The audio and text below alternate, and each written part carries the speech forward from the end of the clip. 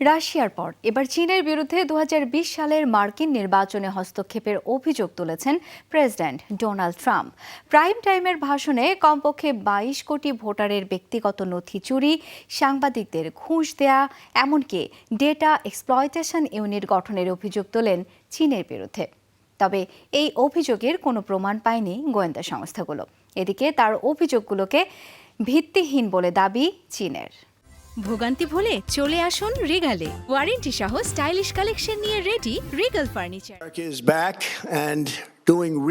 Midterm নির্বাচনের আগে মার্কিন প্রেসিডেন্টের প্রাইম টাইম স্পিচ, 25 মিনিটেরও বেশি সময় ধরে দেওয়া ভাষণে আবারও তুললেন 2020 সালের নির্বাচনে বিদেশি হস্তক্ষেপের অভিযোগ। তবে এবার রাশিয়া নয়, অভিযোগের তীর চীনের দিকে। 2020 সালের নির্বাচনে তার পরাজয়ের পেছনে সরাসরি বেইজিং জড়িত, ইঙ্গিত প্রেসিডেন্টের। নির্বাচন সংশ্লিষ্ট সংবেদনশীল বেশ কিছু নথি প্রকাশ করে চীনের বিরুদ্ধে তুলেছেন ভোটারদের তথ্য চুরির অভিযোগ। প্রেসিডেন্টের বিস্ফোরক দাবি, 2022 সালের নির্বাচনের আগে 22 কোটি মার্কিনীর ব্যক্তিগত তথ্য চুরি করেছে চীন। ষড়যন্ত্র বাস্তবায়নে নিজেদের গোয়েন্দা সংস্থাগুলোর মধ্য থেকে একটি ডেটা এক্সপ্লয়টেশন ইউনিটও নিয়োগ দেয় চীন। The 2020 election cycle, the People's Republic of China carried 2020 সালের নির্বাচনে ইতিহাসের সবচেয়ে বড় তথ্য চুরি করেছে চীন।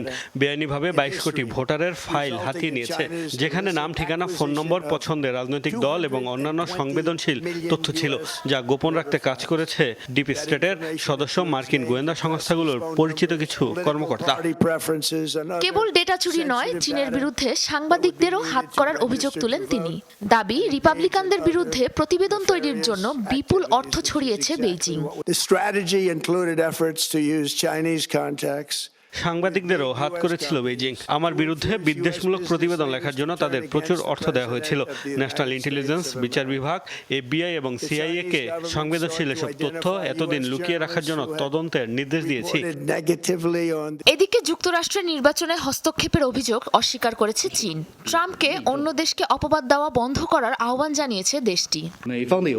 কেবলমাত্র চীনকে হেয় প্রতিপন্ন করার উদ্দেশ্যে এসব অভিযোগ যুক্তরাষ্ট্রের। চীন কখনোই অন্য দেশের অভ্যন্তরীণ বিষয়ে হস্তক্ষেপ করে না। উল্টো দীর্ঘ সময় ধরে বিশ্বের বিভিন্ন দেশের সরকার, ব্যবসা প্রতিষ্ঠান এবং জনসাধারণের উপর বাছ বিচারবিহীন নজরদারি, অভ্যন্তরীণ বিষয়ে কে হস্তক্ষেপ করেছে তা আন্তর্জাতিক সম্প্রদায়ের কাছে অত্যন্ত স্পষ্ট।